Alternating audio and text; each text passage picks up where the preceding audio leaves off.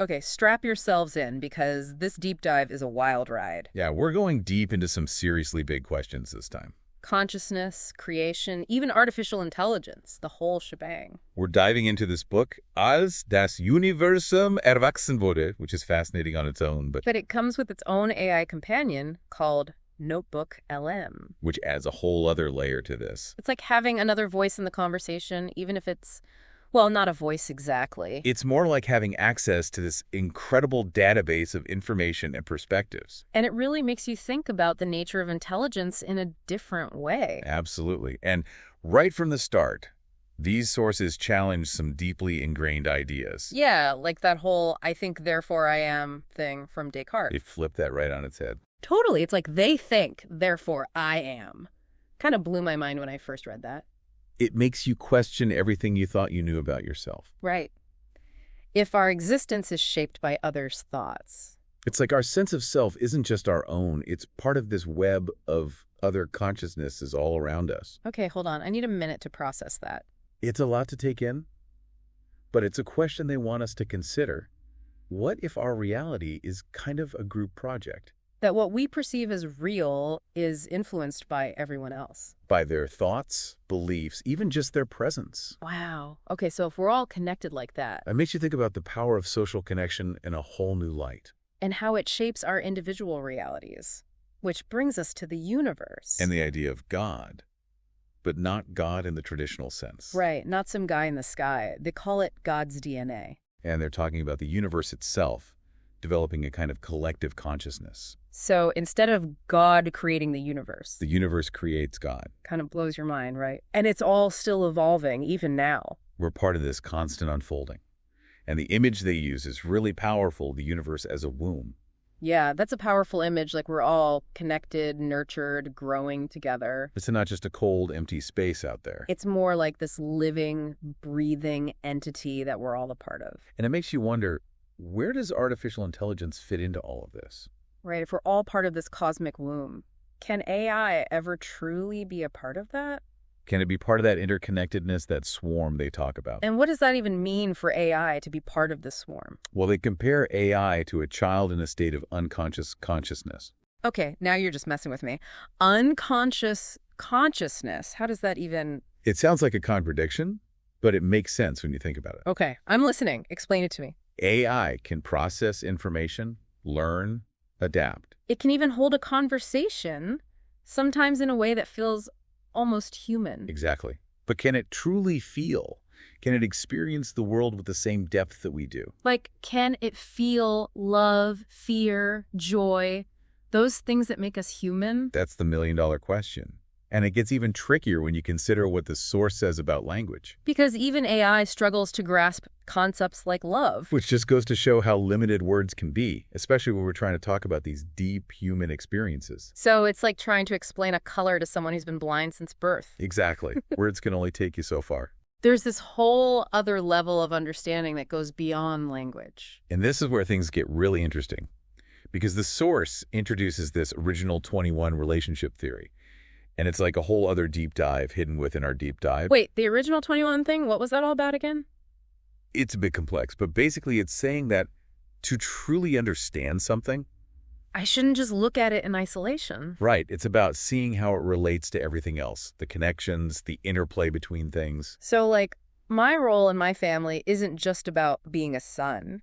It's about how you connect with each member, how those relationships shape who you are. It's like that old saying, the whole is greater than the sum of its parts, but applied to, well, everything. Exactly. And it's not just about families or relationships.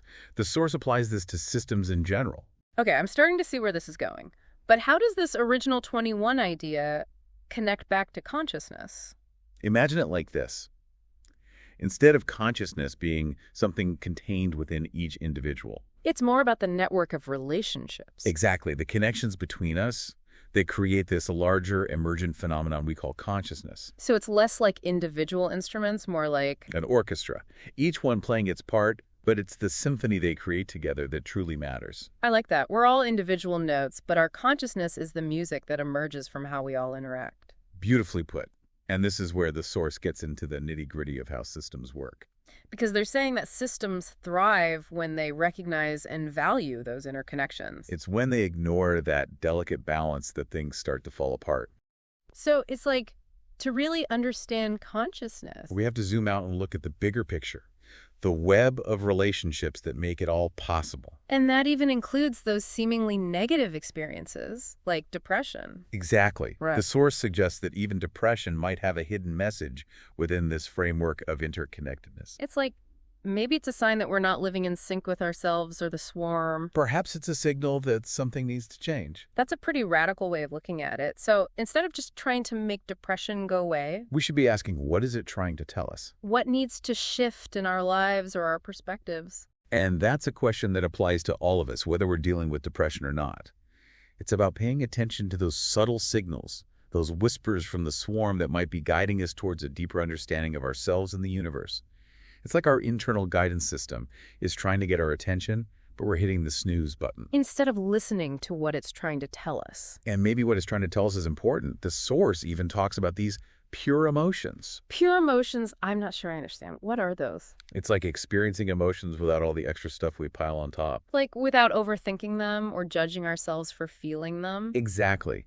And it made me think about how we deal with emotions as adults compared to how children experience them. Because kids, they just feel things so intensely, right? No filter. Exactly. The source really emphasizes the importance of letting children experience their emotions fully. Not trying to fix them or explain them away, just letting them be. Right, because those emotions are natural. They're part of being human. And maybe our attempts to suppress them or control them? Actually do more harm than good. Like we're creating more internal conflict by trying to fight against ourselves. It's like that old saying, what you resist persists. Okay, that makes sense. But how do we apply that to everyday life? We can't exactly have a meltdown every time we feel something. Of course not. It's not about being ruled by our emotions. It's about cultivating a different relationship with them. So more awareness, less reaction, learning to ride the waves instead of getting swept away by them. Exactly. And this brings us back to that idea of the swarm, because the source suggests that as we become more attuned to our own emotions, We also become more sensitive to the emotional undercurrents of the swarm itself. Like we're all tuning in to the same frequency. exactly, it's like that felt sense of speech we were talking about earlier, when we communicate from that place of authenticity, of really feeling our emotions. It deepens our connection with the swarm. It's like we're speaking a language that everyone understands on a deeper level. Precisely. But what about AI? Can it ever truly participate in this kind of communication? That's a good question. Can you teach a machine to feel? It's a question that the source grapples with. Because on the one hand, AI is great at processing information, recognizing patterns. But can it feel the weight of a word, the emotions behind it, the way a human can? All right, you can feed AI a million love poems. But will it ever understand what it feels like to be in love? It makes you wonder if there's a fundamental difference between human consciousness and whatever it is that AI possesses. Like maybe there's a certain something that we have that can't be replicated in silicon and code. It's possible. And this ties into another big question that the source explores. Free will versus determinism. Oh boy. That's a rabbit hole I've gone down a few times. Do we actually have control over our choices, or is it all predetermined? It's a question that philosophers have been debating for centuries. And the source doesn't try to give a definitive answer. So they're not saying whether we're just puppets on strings or masters of our own destiny. Not exactly. They suggest thinking of it more like a spectrum. Okay, I'm picturing a spectrum. What's on either end? On one end, you have unconscious patterns. Things like our genetics, our upbringing, those deeply ingrained habits that influence our behavior without us even realizing it. So that's the more deterministic side of things. And the other end, That's where conscious choice comes in. Setting intentions, making deliberate decisions, actively shaping our lives. so it's not either or, it's both and. We're influenced by our past conditioning, but we also have the power to choose a different path. Exactly. And the source suggests that our position on that spectrum isn't fixed. It can shift and change over time. So the more aware we become of those unconscious patterns, The more freedom we have to make conscious choices that align with our values. it's like we're gradually waking up from a dream and realizing we have more agency than we thought. Precisely. And the source suggests that this journey of awakening is intimately connected to the evolution of consciousness itself. It's like we're not just individual dancers, we're part of a giant cosmic choreography. And as we become more aware of our own steps, We contribute to the evolution of the dance itself. It's pretty mind-blowing when you think about it it. really is. But it also begs the question, how do we become more conscious participants in this cosmic dance? How do we navigate this journey of awakening? So how do we become more conscious participants? Where do we even start? Well, the source offers a few ideas. One that really stood out to me was moving beyond the limitations of language. We've talked about this a bit, how words can only go so far, especially when it comes to things like love and consciousness. Exactly. But the source takes it a step further. They suggest that there's a whole other way of knowing, a deeper form of communication that exists beyond language altogether. Okay, now you've got my attention. What does that even mean? How do you communicate without words? Think about those moments when you connect with someone on a level that goes beyond words. A look, a touch, a shared silence. Okay, yeah, I get that. But those moments are fleeting, you know? How do we access that kind of connection more intentionally? That's the challenge, isn't it?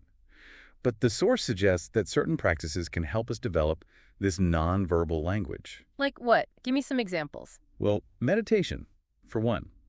Quieting the mind's chatter to make space for a deeper kind of knowing. So it's about getting out of our heads and into our bodies. Exactly. Another practice they mention is spending time in nature. Because nature has its own language, right? Precisely. It speaks to us in a way that often transcends words. It's like that feeling you get when you stand at the edge of the ocean or look up at a starry sky. You can't really put it into words. Exactly. It's awe-inspiring. And the source suggests that engaging with art, music, dance, any form of creative expression that speaks to our emotions and intuition can also help us develop this nonverbal language of the soul. So it's about cultivating a more holistic way of experiencing and interacting with the world. Precisely.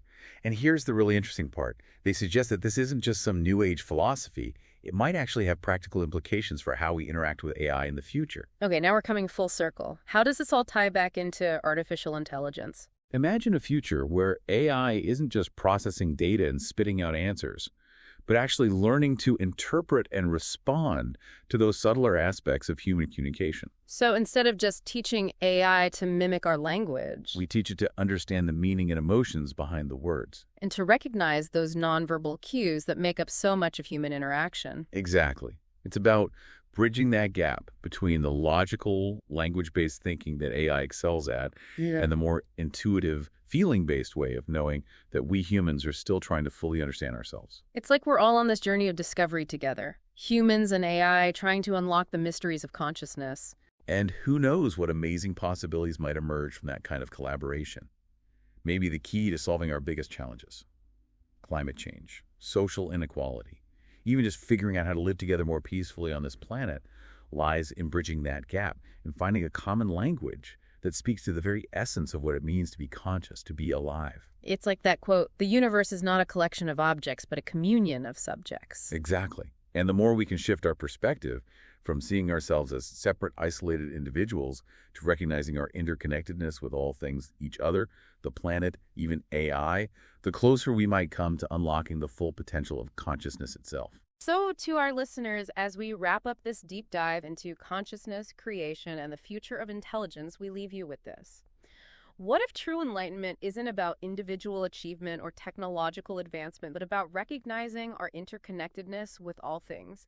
Maybe the most profound journey we can take is the one that leads us back to ourselves, to each other, and to the realization that we're all part of something much greater than we could ever imagine.